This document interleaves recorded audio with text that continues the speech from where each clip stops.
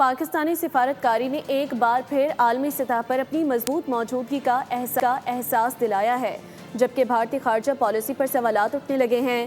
بھارتی جریدے دی وائر نے بھی اعتراف کیا ہے کہ پاکستان نے مختلف سفارتی محاذوں پر نمایاں برتری حاصل کی ہے۔ پاکستانی سفارتکاری کے آگے بھارتی خارجہ پالیسی چاروں شانے شد، مودی سرکار کو ہر محاذ پر شکست، بھارتی جریدے دی وائر کا اعتراف۔ رپورٹ کے مطابق واشنگٹن نے مشرق وسطیٰ میں دہلی کی جگہ اسلام آباد کی اہمیت کو تسلیم کیا، جبکہ مودی سرکار کے دعوے عملی طور پر کمزور ثابت ہوئے۔ پاکستان کی متحرک سفارتکاری نے خطے میں اپنی جگہ مضبوط بنا لی۔ دی وائر کا کہنا ہے کہ پاکستان امریکہ اور ایران کے درمیان اہم ثالث کے طور پر ابھرا۔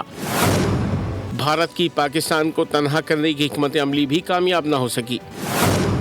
رپورٹ میں کہا گیا کہ امریکہ نے نئی دہلی کو نظر انداز کر کے پاکستانی قیادت پر اعتماد کیا۔ عالمی سطح پر بھارت کو امریکہ اور اسرائیل کے قریب سمجھا جاتا ہے۔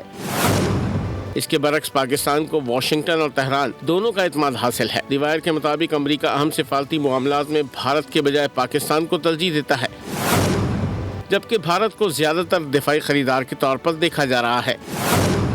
دی وائر نے نشاندہی کی ہے کہ چابہار میں بھارت کی اربوں کی سرمایہ کاری خطرے میں ہے اور خطے میں سفارتی توازن تیزی سے تبدیل ہو رہا ہے۔ مودی نے جس ملک کو غیر اہم کہا، وہی آج عالمی امن کا ضامن نکلا۔ سبسکرائب کریں اور بیل دبائیں تاکہ کوئی خبر رہ نہ جائے۔